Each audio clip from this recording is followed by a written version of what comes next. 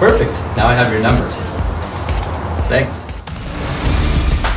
Hey, I'm Robbie Kramer. You're listening to the Leverage Podcast, where we discuss using your social skills to hack dating, travel, finding your dream job, and becoming a complete man.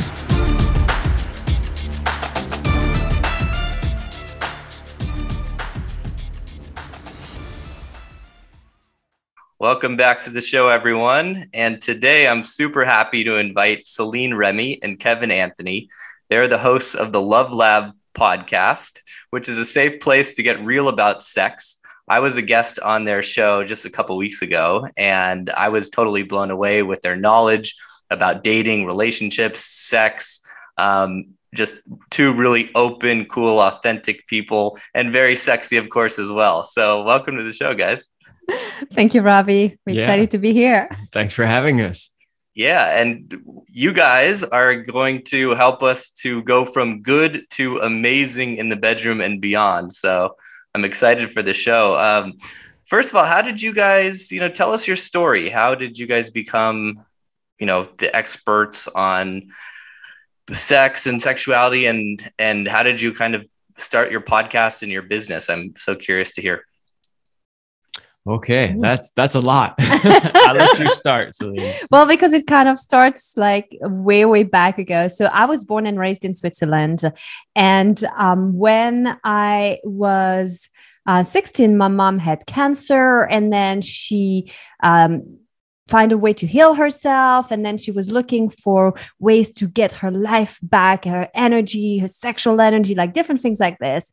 And so back then I was about 19, and she was like, hey, why don't we go to this workshop together? It was like a women's workshop, inner alchemy, to learn to transmute your sexual energy. And I was like, awesome. So I went and did that with my mom, did the weekend workshop. And as I was there, I was like, wow, this is amazing. This is what I want to do with my life. I need to go and learn with the masters. And I asked the teacher, I said, okay, who did you learn from? And it was Mantak Chia. And I said, okay, then I'm going to wherever he is. And I found out that he was in Thailand. Woohoo, lucky me, because I had been told first he was in New York, and I was only mildly excited about visiting New York. But when I heard Thailand, I was like, oh yeah, so much better for me. And so it took me a few years to finish the training I was doing. Back then I was working as an esthetician, as a beautician, and then to save a little bit of money to just go and start traveling. And I did. I was 22, and that's when I started to go to Thailand. I spent 6 weeks in his retreat center, learned all of the different practices, Taoist practices to circulate your sexual energy, and Tai Chi practices, and yoga and breathing. I mean, it was amazing. While I was there, I went in the jungle of Thailand to learn Thai massage, and just was traveling all over. And then from there, I ended up going to India because I had met somebody there, and it was like, hey, why don't you come and come to India? You can work in my spa, since I was a beautician, and you can learn Ayurveda. And so I went to India, and I spent 6 months in India. And there is where I received my very first full body massage that included the genitals. And when the guy did that on me, I went like, what was that? How did you do that? Teach me that. And that continued for me to learn, all these different practices, modalities, exactly. And I started yoga and meditation and Ayurveda and tons of things like that. And so one thing leading to another, I end up in Hawaii. And from there, I discovered that there's a modality called sexological bodywork. And sexological bodywork was kind of new at that time. And it was founded by Joseph Kramer. And it's about basically, it encompassed all of the things I had learned, like from the touch to the sexual energy to coaching. And I was just like, this is made for me. Like, I need to go do that. So I did the training, but at that time, I didn't make it all the way to the certification because, well, I kind of ran out of funds to fly to San Francisco at that time.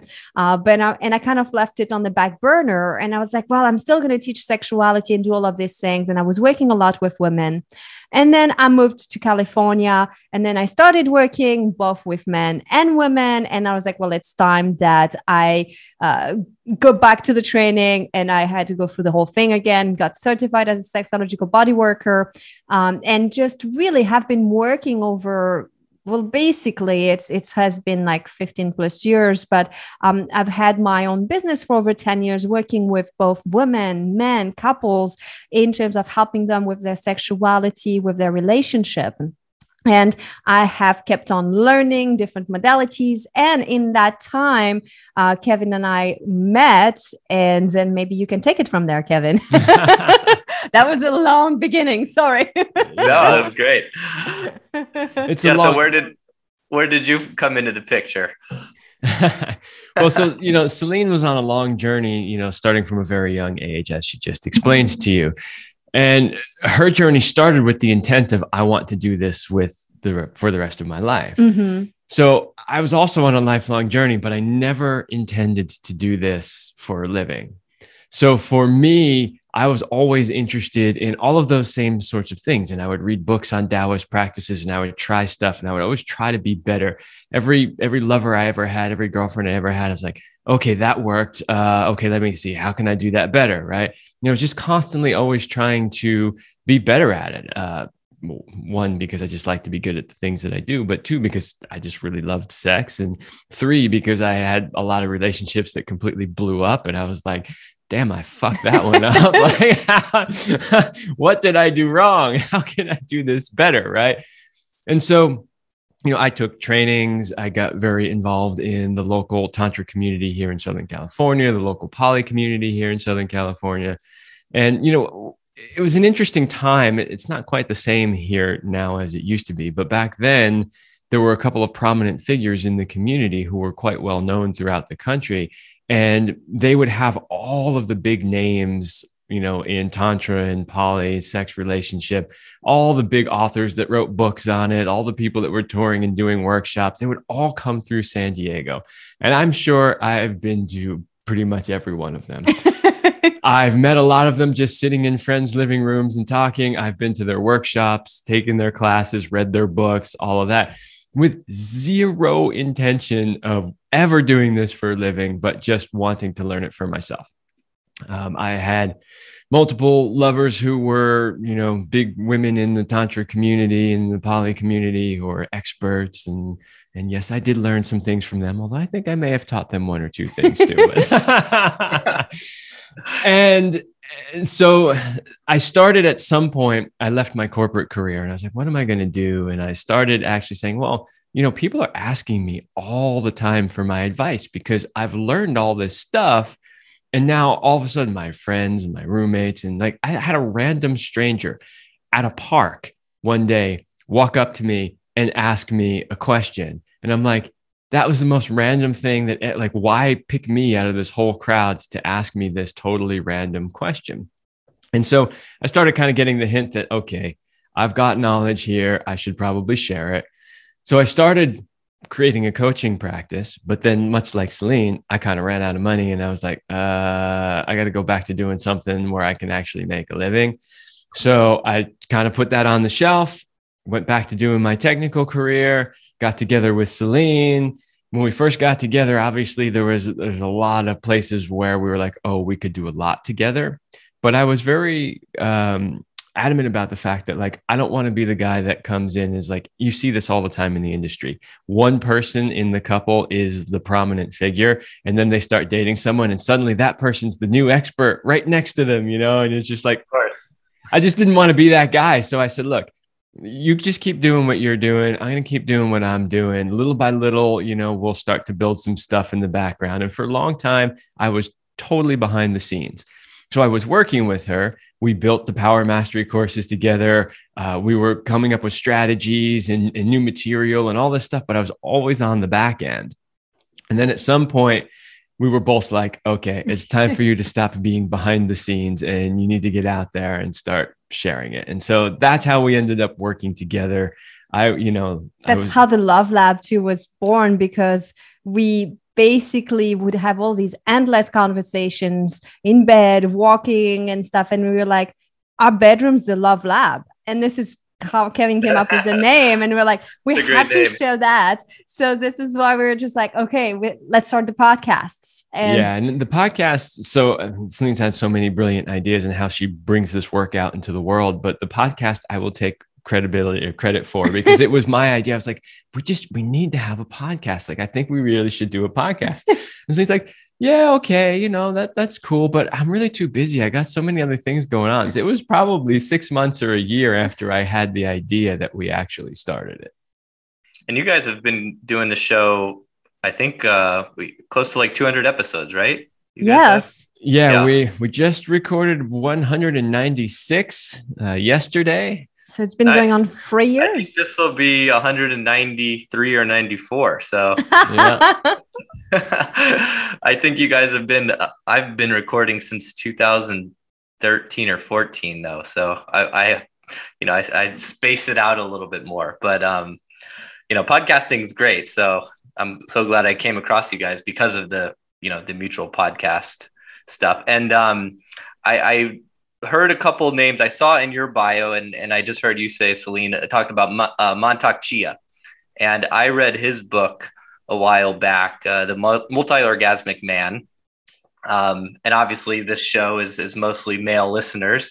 So I'd love to hear your guys' thoughts first on, so for me, I'll honestly say I couldn't get that to work for me. I mean, maybe I didn't try long enough. I couldn't separate orgasm from ejaculation. Like I tried as best I could, but I certainly gained a lot from just the practice, a lot of control. It was a huge benefit to do it, but I wasn't able to get that breakthrough. So I'm curious, what was your experience, Kevin, and maybe your experience working with people? Celine, do you think we can get him to get it by the end of the show? I don't know. We'll try. Well, I'll tell you my experience with it, and then Celine can tell you. I mean, she's helped thousands of men with this. So yes, but so my personal experience is, man. So I was given by my girlfriend at the time another book by Montauk Chia called Sexual Reflexology, and it's mostly geared towards men, but not totally. It's got a little bit of everything in it, and it had all these practices. One of which was how to separate orgasm and ejaculation. And I was really intrigued by it. I'm like, I wonder if that's possible. So I just, I read the entire book and I did all the practices, especially that one. And I wouldn't say that I mastered it right away, but I will say that all it takes is one glimpse of it. And then you go, oh, this is possible. Oh, I know I can do this. And so then you just keep going until you can actually do it. So that was something that I was doing on my own many, many years ago, long before I even knew Celine. And, it's something that we teach to a lot of men. It's a practice and it takes time. It's not something that you get right away, but basically you do get to the point where, so when you're a man and you have an ejaculation, you have a couple of things happening there. One of which are the contractions of the muscles, right? The other is literally the semen coming out. And the contraction happens before the expulsion. Like, people bundle everything together, ejaculation and orgasm.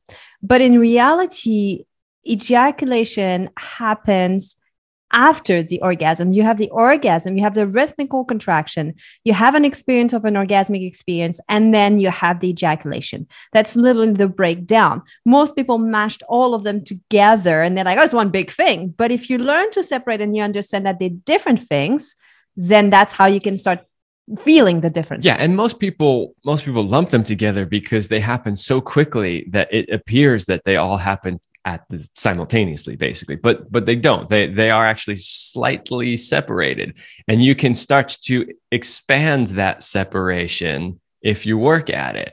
And so what can happen is you can have those rhythmic contractions of the muscle. And the third part that I didn't mention is the movement of energy, that sense of like, sort of, as a guy, we would call it relief, when you have a good orgasm, you're like, ah, right. Yeah. Relief or the mini death, right? In French. Right. Exactly. Le petit mort. Yes. You should probably say that because you'll say it better than I will. But anyway, you can have that movement, right, of that energy and those contractions and not have the actual expulsion. And so that's really what's going on. Now, the thing is, and that allows you to keep going, of course. Yes, absolutely. That's the key. Well, because when you don't have the expulsion, you don't lose the erection. Right. And that's one of the big differences. Now, the thing is, a lot of guys expect that when they have those, or what we would basically call a non-ejaculatory orgasm, that when they have that, it's going to feel exactly the same as when they have one where they do ejaculate. And that's not necessarily the case. So sometimes they can feel real intense like that, and sometimes not. Sometimes they're more subtle. And when they're more subtle, a lot of guys don't think that they've actually had an orgasm. They go, oh, I wasn't able to do it. But they actually were. And the more aware you become of those sensations, the more you start to realize, like, oh, yeah, I really did have that. And the most amazing thing about it, honestly, because a lot of times guys are like, well, why would I even want to do this? Like, what's the point, right? Like, I love my ejaculations. They're great. Well, there's a couple of reasons. The most important reason, I think, really, is so that you can have sex for as long as you want. And we talk about this on the show all the time. I mean, there's only been a few studies done over the many years, but they basically found that the average man, one study ejaculated in 3 to 5 minutes, and the other study 5 to 7 minutes, right? So the average guy is really only lasting about 7 minutes. I mean, maybe we could round it off to 10, but we've worked with enough clients to know that the average, that really is pretty much the average. Like, if a guy goes 10 minutes, the woman's generally like, okay, that was pretty good. And they start complaining when he's in the 1 to 3 minutes. But the reality is, if you can learn to separate your orgasm and your ejaculation, you can go as long as you want. So think about how amazing that sex was for those 10 minutes. And then think about, wow, I could experience that amazingness for 30 minutes or 40 minutes or an hour. Well, and you need to bring the other part is that for most women, the average woman needs 20 minutes to have her orgasm. At least 20 to 30, and that's again, that's an average. That means that some women will take 45 minutes, others will be 10 minutes, but the average is 20 minutes. So if this is why there's such a disparity in terms of orgasms, and especially with the penetrative orgasm and sexual satisfaction. Men and women. Exactly. It's because most women are not getting the type of sex they need. A lot of women don't even know that's what they need because they've never gotten it, because most men don't deliver it. Most men don't know. So you don't know what you don't know. You don't know what you're missing out. And that's just how it is. But once you start to discover that, wow, I can go to higher states of pleasure. I can go to a totally different place, but it takes me some time. Like, as a woman, I can tell you that we have something called diffuse awareness. So guys are more single focused. You can be like, your mind is on target. You're having sex. This is it. This is all you're thinking about. As women, we tend to be like, okay, well, I got to have sex. It's one more thing on my to-do list. Well, I can do this right now. Yeah. Okay. And then I'll do the laundry. And then, you're in the middle of sex and you're thinking like, oh, what are we going to do for dinner? No, and I got to remember to pick up the kids tomorrow. This is literally what goes on in our head. And it will take a little while for us to shut down that constant chatter and to get out of our head into our body. For me, and I've timed it because, again, this is the Love Lab for us. We try everything that we teach. It is about, my sweet spot is about 20 minutes. There is a moment where I finally switch off, turn off the head, and can finally drop into the sex in a whole new level. If I don't have 20 minutes of penetration, I don't get there. I have good sex, so it feels good, but I don't get to these levels. By the time we reach 20 minutes, I go like, okay, now we can go somewhere, because I'm no longer thinking about my to-do list. I'm no longer so preoccupied by all of the things of life, right? That I can be here in the moment. And that's when, sex happens. And then that's also when I can get to a place of surrendering, which is when our orgasms are totally linked with our ability to surrender. And so the more I can let go and surrender, the deeper, the higher, the better the orgasm. Yeah. And keep in mind, right, that 20 minutes is over double what the average man lasts, right? So how many women are really getting to a place and for her, that 20 minutes is not even the 20 minutes where she's going to have an orgasm. Maybe she does. That's just where she gets to the point where she can relax enough that an orgasm is possible. And then the orgasm might still be another 5, 10, 15, 20 minutes away. Yes. Right. So, why would men want to learn to separate their orgasm and ejaculation? 1, so that they can have sex longer. 2, so that they can take their woman to the places that she's capable of going. 3, so that both parties are actually sexually satisfied by the act. And 4, because if he's willing to hold back his first ejaculation, then the one that he decides to have at some point later on down the road is going to be way more intense than the first one he would have had. And the same goes for the woman as well. If he can take her through multiple ups and downs of bringing her sexual energy up, maybe orgasming, maybe not, coming back down and riding that roller coaster of sexual energy, the orgasm that she has an hour and a half in, which is maybe her third or fourth orgasm, is going to be so powerful, so much more powerful than the first one that she had, that it's literally going to feel to him like he stuck his penis in an electrical socket and he was literally just electrocuted or like hit by lightning. It's that powerful. Good analogy. So in your guys' experience working with men, what are the biggest problems you see? Obviously not lasting long enough. And aside from, well, first of all, can all men achieve the sort of multi-orgasmic state with enough work and effort into it in your guys' experience? Yes. Yep. Absolutely. It's just learning new pathways, new ways of wiring your body. And I always say that it's as simple for a man to learn not to ejaculate as it is for a woman to learn to female ejaculate. So every woman can do it, just like every man can do it. We just need to learn the how. Once you've done it once, you can go back to it. In terms of what are people struggling with the most, erection issues. And we're seeing it more and more with younger and younger men. A decade ago, when I started my practice, I was dealing more with older gentlemen who were struggling. Nowadays, I have young men in their 20s. I just finished working with a client, 28 years old, and already experiencing issues with erections. And I'd say these are really the big thing is I either can't get it up or it's not firm enough. And then it doesn't last long enough. And then the refractory period takes so long. And that's usually. And then the last piece that almost always accompanies that is lack of confidence. Yes. Right. Because when you can't get an erection and you can't last long, it just, as a guy, it just crushes your confidence. Yes. Right. So what do you do if you're the guy listening and that's kind of, your first, that's your obvious struggle? Like, what are some steps that guy can take? I mean, so there's plenty of books out there that guys can read. Some people learn well from books, some people don't. There's online courses. We have online courses out there that you can just go at your own pace and you can learn the practices and you can figure out how to do it.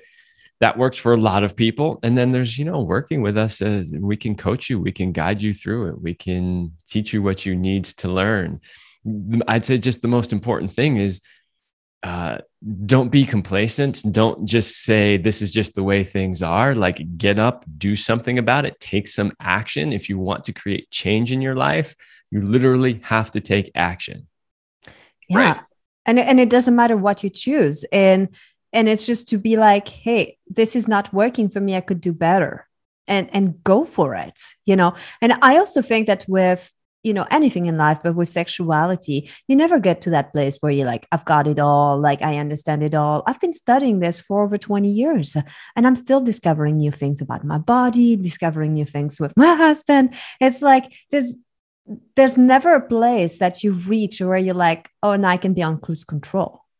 Right. And so this is one of the beauty of that too, because, the Taoist pathway is literally a way of living, a way of life. And so you just choose to make different choices and to have a more fulfilling experience. Gotcha.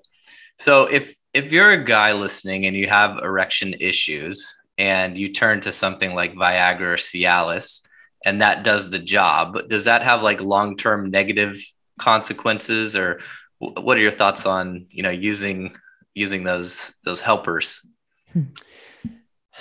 I mean, I don't know of any real long-term consequences, although it is a pharmaceutical and every pharmaceutical has its side effects. Well, there are like migraines and eye issues, and then there's some toxicity in the body. So there are some well-known, you can even read the little leaflet thing and it can tell you the potential. Those can happen right from the start. They're not necessarily even long-term side effects. That's true. But the thing is they don't solve the underlying problem, right? Mm-hmm. So like every pharmaceutical that's out there, pretty much, they address symptoms, right? They don't solve underlying problems. And so they can temporarily help you, but they're not going to solve your problem. And if you really want to overcome the problem, like permanently, you're going to have to do the work. You can't rely on the crutch, which is, the Cialis, Viagra, whatever. There are very few circumstances where we recommend that men use those things, but there are a couple of circumstances where they can be helpful during the process of relearning and retraining your body. But in general, you really want to work at fixing the underlying problems that are creating the erection issues and the premature ejaculation. Well, with an erection issue, you've got a circulation issue. So it's not separated from the rest of your life. So you've got to look at all the things that you're doing. You need to address what kind of food are you putting in your body? Are you using food that is supportive of giving like good blood circulation, or are you eating like artery clogging foods all the time? You've got to look at your sleeping habits. Are you getting good sleep? Are you getting enough sleep? Is the blue lights, like from our computer and all our artificial lights, messing up with your circadian rhythm, which means you're not having enough melatonin, you don't produce enough of the hormones during the night, which will make your testosterone tank? Are you using body products that are messing up with your hormonal levels and like estrogen, making you having more estrogen as a guy and less of the testosterone? Are you using plastics and things like that are in the way? How much are you exercising? Because a lot of it also, testosterone comes from you moving your body and exercising, and circulation again with that. And then there's the big component of the mind. Are you seeing most of the guys I've talked to that have struggled with it, it's almost always a mental thing. A confidence thing. It's obviously between the ears. Maybe I'm sure all these physical things play a part of it too, but that's usually what I've heard from guys who struggle. So yeah, I'm curious to hear about that. Yeah, the perfect example of that is the client that you were just talking about. That's who I was going to talk about. So he's 28 and he comes to see me, and he's like, has very little experience. He only had like one girlfriend, really. And he's realizing that he does want to get married and he does want to have a family and all of this, but he doesn't just want to settle right now. He'd like to be able to like experience life a little bit, right? Which I strongly encourage. But he's having this thing that his erections are not strong. So then he's doubting himself. And then he's like not feeling confident to go on a date because he thinks that he's going to mess it up. So it's like really ruining everything. His chances, his ability to show up, his ability to perform, and his inner confidence. So he decides to work with me, and he's like, I sent him, to the doctor just to rule a few things out. Do you testosterone? He was pretty sure it was a physical issue. Yes. He kept saying that this is a physical issue, and he wanted to go have all the tests done, see all the doctors. So I'm supporting him because that's what he needs. I'm like, okay, this is what you need to get checked. I'm like, your testosterone. I give him a few other tests and markers that he needs to kind of look for and look at. And then, he's like, okay, well, I've done this, and then, he even went to get an ultrasound, which, you know, they inject something in your penis to give you an erection. And it has to last for 30 minutes because they look at it at different time because they put a dye in it so that they can see it on the ultrasound and make sure that your veins are working properly and blah, blah, blah. And it's apparently a bit painful to just to get the shot. And then he was like, I had a boner for like hours, and then just send you home. And then like, the porn stars use? Or is that that's a little something different, but you know, but then he said, apparently they sent him home and like, well, if it doesn't go down in 3 hours, go to the ER. I was like, okay, you know, all right, you know, but the bottom line is he went through all of this tests. He saw different specialists and urologists and all of this, you know, and from the first session, I told him there is nothing wrong with you. I could see physically. I was like, I can tell your body's responding properly. It's all your mind. I can see how you are self-sabotaging and blocking that energy, which in turn is your body is responding to what you're sending. He couldn't see it. So he had to go do all of that. And then he's like, well, maybe we should stop our coaching because I need to wait for the test. And I said, no. We're going through this. I'm like, you signed up for this, you know, and this is like very clear because it started to show up patterns and people are like, oh, this is getting scary. You know, we're starting to look at things. And the beauty of it. I like testosterone replacement therapy or that sort of thing. You know, he was young. He's technically too young. He's 28 and he wants children. Okay. So if you want kids, you can't do testosterone therapy before that because it messes up with your own fertility. Because if you put testosterone in your body thinks that it doesn't need to produce it anymore. TRT is a whole nother topic, which we can talk about in a little bit if you want, but he wasn't a candidate for that. Yeah. So it wasn't. Yeah. So we work, you know, there are supplements, there are things you can do to increase the flow, the circulations and things. And, you know, I had him like work with that. But it was fascinating because ultimately what it came down to is through the work that we did, he realized that he had a sexual fantasy that he judged so much that he was afraid of that. And he stifled his energy. I created this space for him to feel comfortable with that. And I was the first person he admitted this to. Once I was out in the open and I went like, oh, this is a total like normal fantasy. Like, you know, like just getting him through, looking at it, it lost its power over him. And lo and behold, he started meeting a new woman and now he's been having sex with her. Things are going well, like things like he's never expected. And all of that because the root cause was his own mental and was repressed sexual energy and guilt and shame about his own desire that he had to unearth and then free it. And then all of the other practices, you know, what I was teaching him, they were able to work. Yeah. You know, so we interviewed on our show, Dr. Brandeis, and he's a very well-known urologist. And basically he says, there's two things that can go wrong when it comes to erections. You got the pipes and you got the signals. So you got the physical pipes, right, that move blood in and out. And then you've got the body's signals that tell it to do that. Okay, move blood here, remove blood, right? And so it's really not that complicated a mechanism, right? Like, and so for young, right. Well, for relatively young men, if you're even remotely healthy, most likely your pipes and your signals are working, most likely, which means why are we seeing this huge epidemic in erection problems? If most people, you know, under the age of 50 don't have a physical problem, well, it's because it's the mental piece, right? And so that the case that Celine just talked about was the perfect example of that. We see that a lot. We'll often have them go through the tests just so they can rule it all out because you never know. Right. Even young people do run into these issues from time to time, but I would say they're not the majority. Yeah. So it's funny because I've worked with so many clients over the years that came to me for dating coaching, obviously. And as they get better and better, I've noticed a lot of them will self-sabotage and like either not go on dates or, not bring a condom. They'll do things to that you're just like, scratching your head, like what the hell? And then you realize that there is a huge sort of mental barrier for them around sex, and they're sabotaging the dating process because of that. And some of them aren't even aware that that's happening. I'm guessing you guys are seeing that quite a bit. Oh yeah, absolutely. So what happens is once they start to date and or get close with somebody, they realize at some point she's going to want sex, and then I'm going to be forced to perform.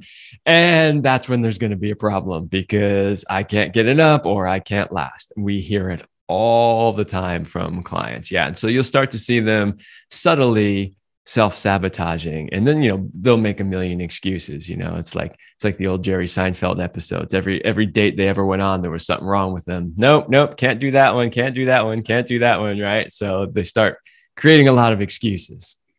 Yeah, for sure. I'm curious, did you ever try, for you, Celine, did you ever try to hack the 20 minutes it takes to get there and like try to make that a shorter time period? Because sometimes you hear about women who can obviously orgasm very quickly. Other women take forever, longer, hours and hours. Is there anything a woman can do to sort of change that time frame, or it's just kind of par for the course kind of set? Well, number one, we're women and we're constantly shifting and changing. We're cyclical. There's things that affect us. And it's not that I can't come in less than 20 minutes. I can easily stroke my clit and in 3 minutes, I'm done. It's just not the type of orgasm I want to have. This is a genital sneeze that's not really fulfilling. It's like, yeah, sure, I had this release, but we're not talking about a deep, full body orgasm.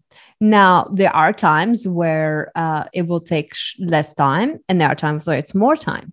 Now, one thing is if you only have sex sporadically, it will be much harder to get you in the mood, in the zone, because, well, you got to like restart the engine and get the fire moving and all of that. So there is a concept that we teach all the time, the constant state of arousal, where you give each other some attention and kind of put energy into that arousal and desire bank account that the two of you have, so that you don't have to start from 0. You can already start maybe from a 4 or 5, which makes it much easier to go to that 10. And then we also talk a lot about letting go of the destination. A lot of women approach sex very much like men, very goal oriented. And it's all about the orgasm. Exactly. Yeah. And as Kevin was describing how when you start to experience non-ejaculatory orgasms, they can feel different, say, in your body, and there's orgasmic waves. That feels very feminine in a sense of how we can experience orgasms. Not all orgasms are earth-shattering. Not all orgasms are going to be like mind-blowing. Sometimes it's an orgasmic wave. Sometimes you just feel relaxed. Sometimes you're happy. Sometimes you're crying. Sometimes you're screaming. Sometimes you're like, a bottomless whore and you can't have enough.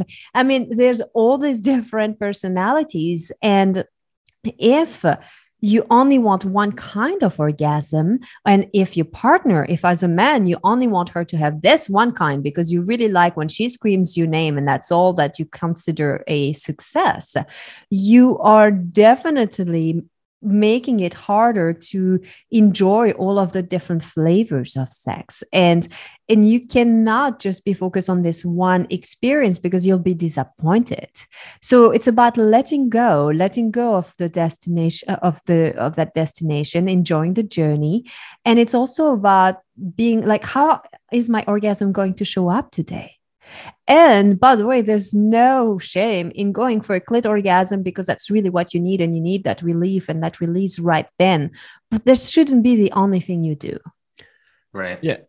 And, from the guy's point of view, there are some things that he can do to help her get there a little bit more quickly.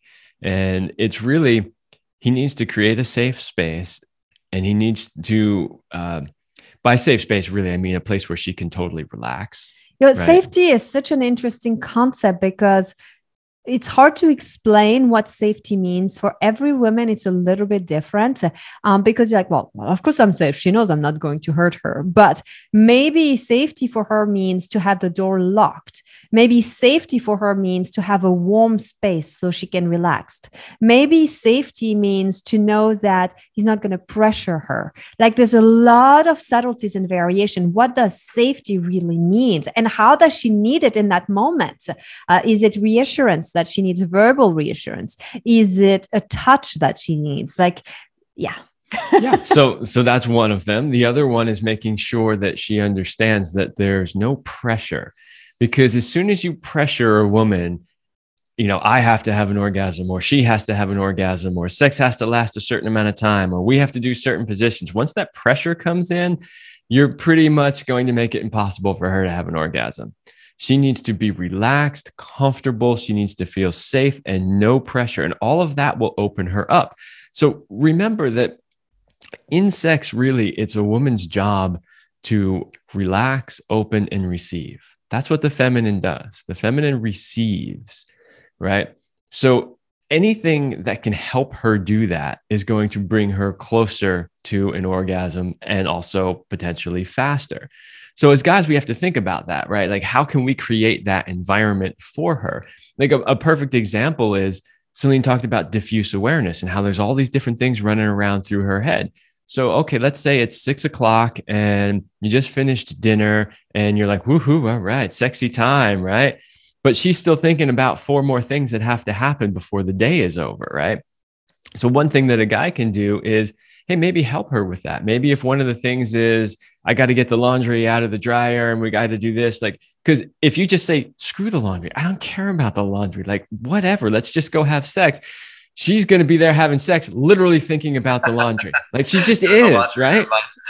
Yeah. So one of the things that you can do is say, don't worry about it. I got the laundry. I'll take care of that. You go get ready, right? So you can start to create the environment that allows her to relax, open up, receive, and then she'll really be able to access those orgasms a whole lot faster and better. Do you have any advice for, let's say a guy is, or a couple's on, not a couple, but 2 people are on a date, right? They're going to have sex for the first time, or it's leading there possibly. And it's kind of the guy's job, obviously, to make her feel safe. Any sort of tips that you would recommend to create that environment, or anything to for sure avoid that guys can screw up to make a woman feel not safe? Obviously, you don't want to pressure her, of course, but there are different things for, like, if you're in her space or his space. I'm curious if you guys have any, advice on that. Well, number one, you've got to have the whole talk about sexual transmitted disease or infections, STIs, right? Your pre-sex elevator speech. Exactly. Anybody who's been in like the poly community or swingers, like it's things that are really common that you learn when you have multiple partners. And, people, even though they're like, hey, I'm not in open relationship, but they're like serial monogamous. It's like they go through one after another. It's kind of the same, it's like you have to understand. It's actually worse sometimes. Like, you'll see people that are in poly relationships, they have 2 or 3 of the same lovers all the time. And then you'll see somebody who's quote unquote monogamous, but they're dating and they're on Tinder and they're having sex with a different woman every week. Oh yeah. Or every day. Or several times a week. Exactly. Yeah. But the bottom line is, so create that in terms of have a discussion ahead. Like, when were you tested last? What kind of, what do you use with partners? Like condoms, no condoms, like are you fluid bonded with anybody? Are you seeing other people? Like, this can help. What kind of sex do you like? What kind of sex do you like? Exactly. Right. Find out what they like. What things do you like? What things do you absolutely not like? This is another thing that really comes from the poly community, because they'll say, okay, here are my turn-ons. Here are the things I really love. And here are the things that I'm absolutely a hell no to. Right. There's also so I was just going to say, that's what I love about, the poly community and a lot of these very sex positive open communities, is you can have a very frank conversation before sex, and ask these questions and get the answers. A lot of the time with, I'd say more, vanilla people, there's just so much awkwardness around sex, especially the first time. It's kind of like, they're not even sure if it's going to happen. The guy's kind of grabbing for a condom, and then all of a sudden they're just kind of having sex. So you kind of have to navigate that part too, of course, but sorry, I interrupted. But it's relax. It's just sex.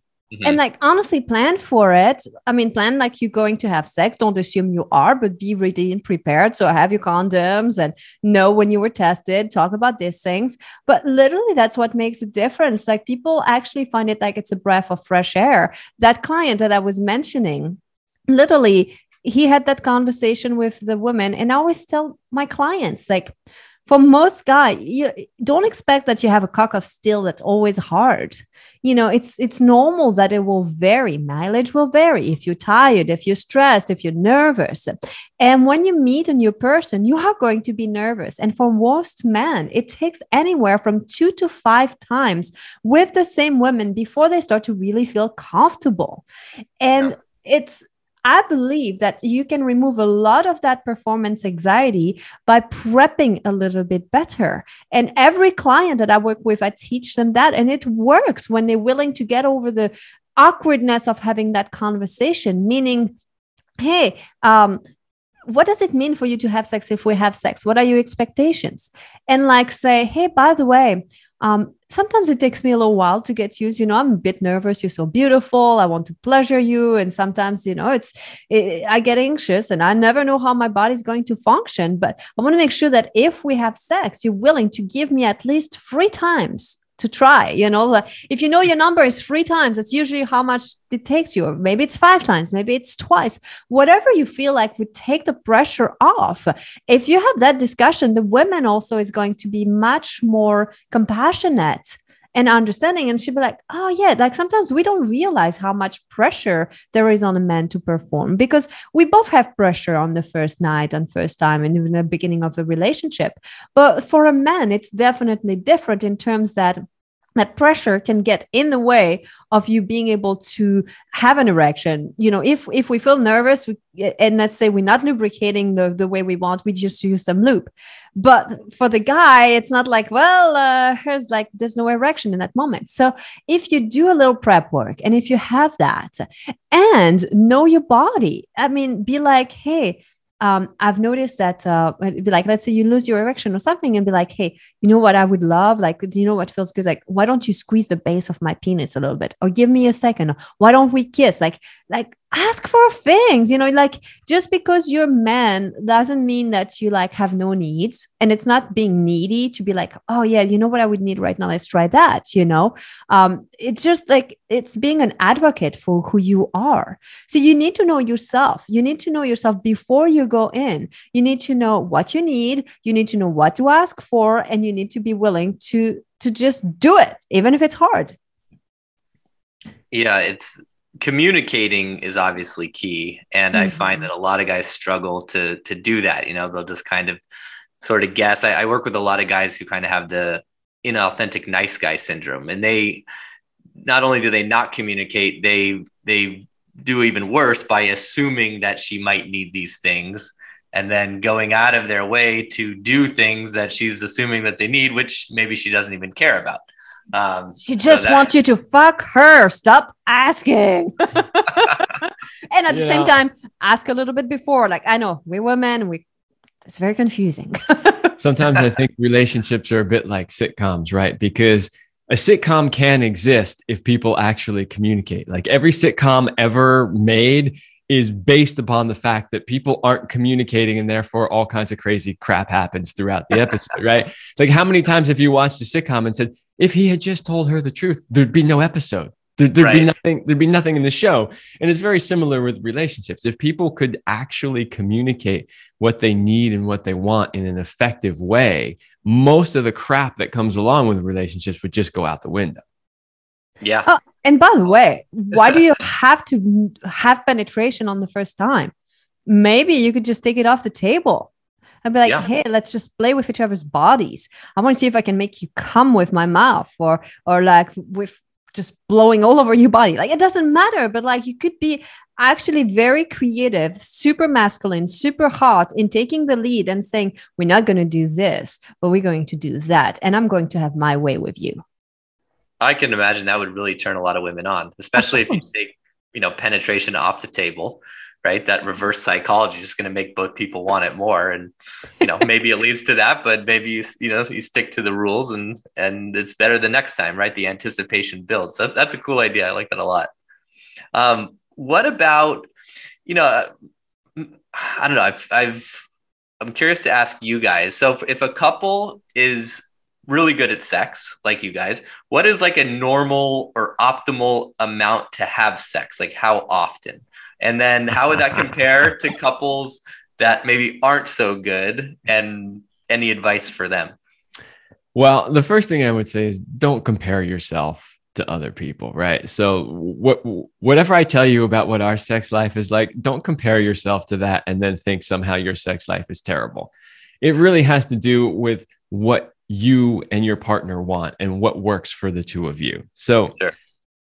Having said that, for us, we would consider a good week about 3 times a week, and 2 to 3 times a week. For me, I consider really like 30 minutes to be like a bare minimum. Like 30 minutes is a quickie for me. I'm just like, any sex, any connecting with, Celine, I'm down for. So, even if it's 5 or 10 minutes. However, my preference is like, if we're going to connect, like we need at least a solid 30 minutes. Closer to an hour would be my normal regular. Every time we have sex, it would be roughly about an hour. And we're talking penetration, not like, 20 minutes of oral sex or whatever, like penetration sex. And then on an occasion, if it's a weekend or something like that, maybe it could be, a 2-hour session or something like that. But for us, that seems to work for us. Now, other couples, they might only need once a week. In fact, I think it was Michelle. It was Michelle. Yeah. So we interviewed a PhD psychologist. She's a research psychologist focusing on sex stuff. Her name is Michelle Druin. And in her book, she cited some studies where they pretty much basically what they did was they looked at how much sex couples had, and then they asked them about their sexual satisfaction. And what they realized was there's a certain point at which more sex does not equal more sexual satisfaction in the relationship, right? And I think it was about... Was it once a week? I think, yeah, it was actually quite low. About once a week seemed to be the sweet spot. So couples that had sex once a week tended to report the highest overall sexual satisfaction in the relationship. And the couples that were maybe 2 or 3 times a week were still satisfied, but they didn't seem to report being any more satisfied, right? So that's the point, is you got to figure out what works for you in your couple. So for us, we're higher than the average, but that's what works for us. We were talking to somebody, I think it was a client of yours, maybe, or maybe it was mine. I can't remember which one, but they were like, they wanted 4 or 5 times a week. And that's what worked for them. So I also want to bring a very important point into this discussion is we have the type of sex that doesn't end in an ejaculation every time. Sometimes it does. Sometimes it does. Sometimes but it's it never doesn't. a goal. It's never a goal.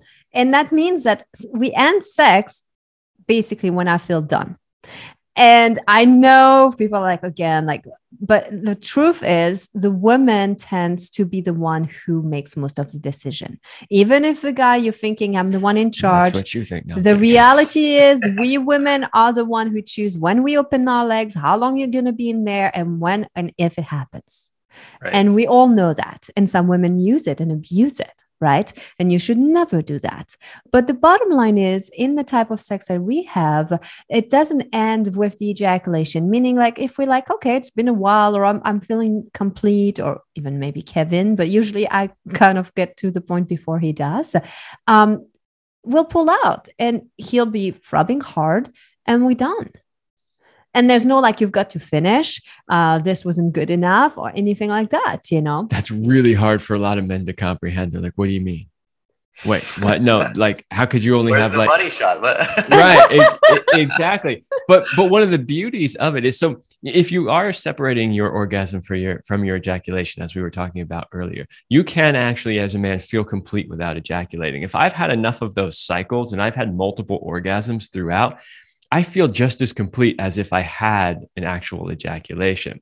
So a lot of times that's true. A lot of times I'm like, yeah, I feel totally complete. Like I've had multiple orgasms throughout this, and you've had multiple waves of energy. And it's just like, we're dizzy. We're like, okay, we need a break, right? And sometimes not. Sometimes I'm still totally ready to go.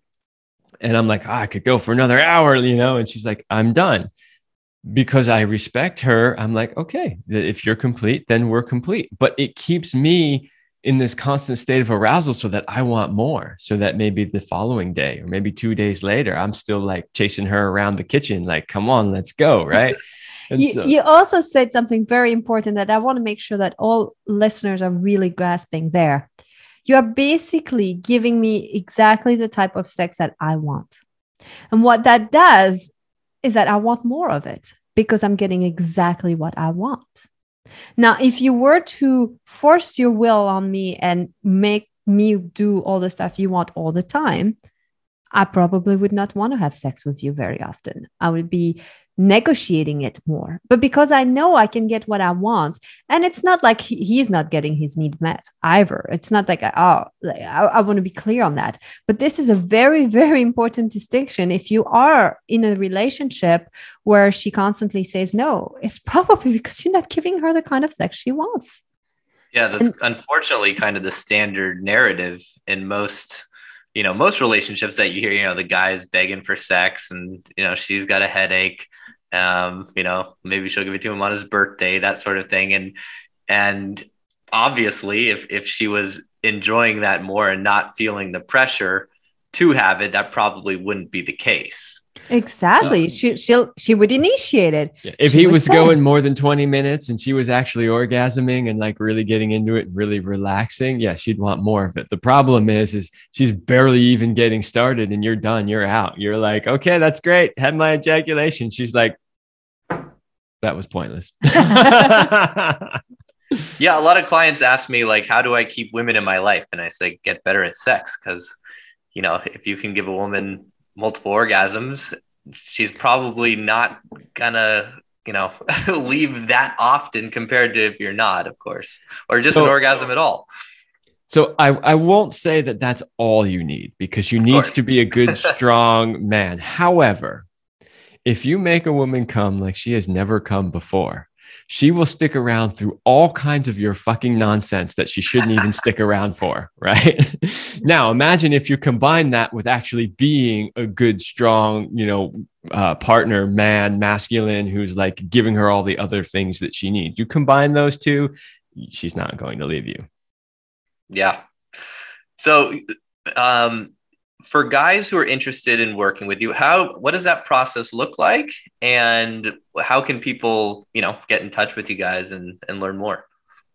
Sure. So we offer online courses. So the best to go to is CelineRemy.com, and you'll see everything that we do. So both Kevin and I offer coaching. We also work together with couples, but you can work with either one of us privately in one-on-one coaching. We work with men. It's over a 3 months period, and it's just like a deep, intense, deep dive that is guaranteed to transform your life.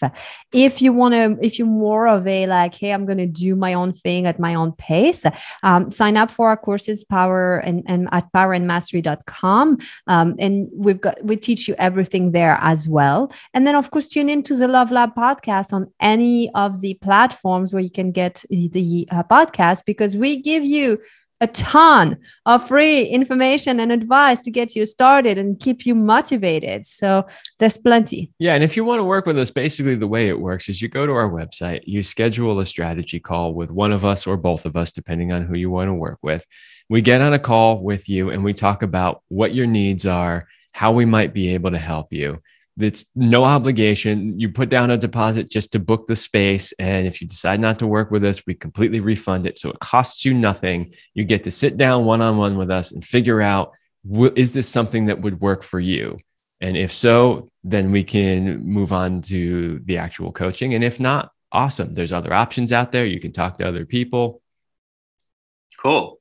And I'm guessing you guys work with people remotely as well, right? Yes, we do. We mostly do remotely. I sometimes see people in person through the sexological body work. But yeah, we have clients from all over the world. Mm-hmm.